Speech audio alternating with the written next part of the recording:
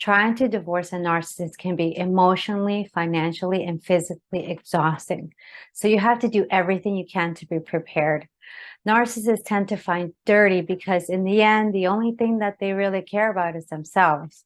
They will lie, smear, manipulate, and do everything to try to take control of the situation. So here are 6 strategies on how to prepare to divorce a narcissist. Number 1, make a plan. Don't say a word to your partner about leaving until you have a plan in place. Think about where you will be immediately going and where you will be living afterwards. Get your legal and financial documents such as your marriage certificate, income tax returns, assets, and life insurance ready. Also make copies of all of your personal documents such as your passport, license, social security, etc.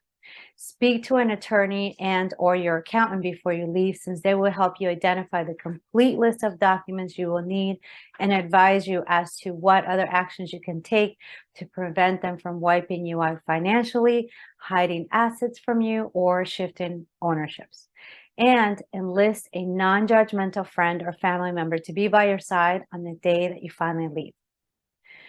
Number 2, don't show emotion. As hard as this is, once you announce to your partner that you're leaving, don't engage in any conversations or arguments about your relationship or marriage. Remember, they are master manipulators and have a talent for drawing you back in. So they will be looking for any sign of weakness, confusion, fear, or sympathy from you. So the best way to combat this is by not showing any type of emotion at all.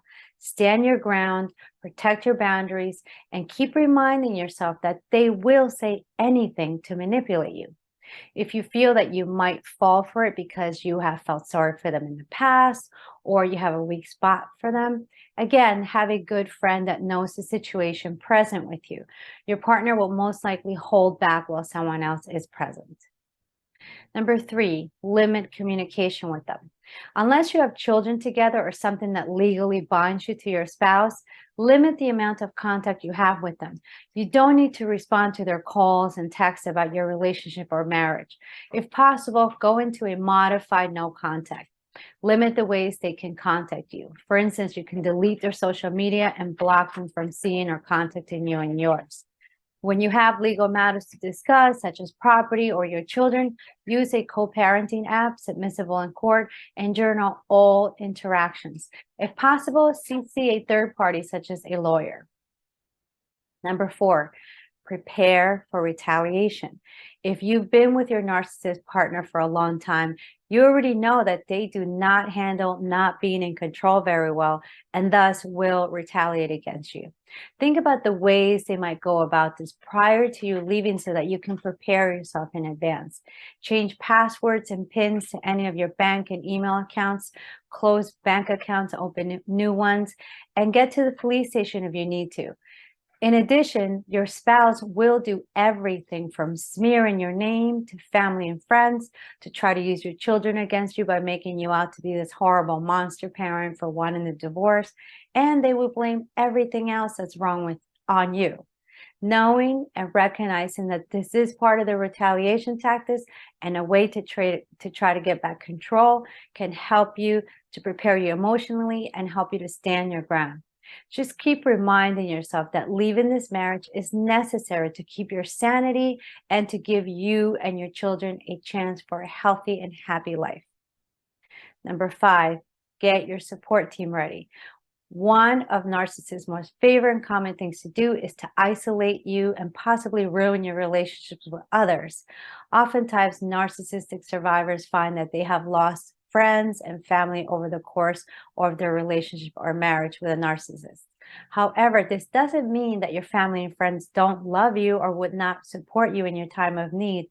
Reach out to them and reconnect with your loved ones. And if you find yourself alone because perhaps you've moved away, you can also find emotional support by finding a licensed therapy in your area and joining an online divorce support group or finding one in your area. Number 6, get professional help. After leaving a partner with narcissistic personality disorder, you may find that you suffer from low self-esteem, PTSD, and or other stress and anxiety issues. This is very common. Speaking to a licensed therapist with narcissistic personality disorder experience will be very helpful at getting you through these issues and getting yourself back. So yes, divorcing a narcissist is not an easy task by any means. You may be in for a ride, so to speak, because they will not let you go off easy. It can be emotionally draining and devastating at times. However, don't give up and don't let your guard down. If you use the proper strategies, seek professional help, you will get ahead of the tactics and help the divorce be less painful.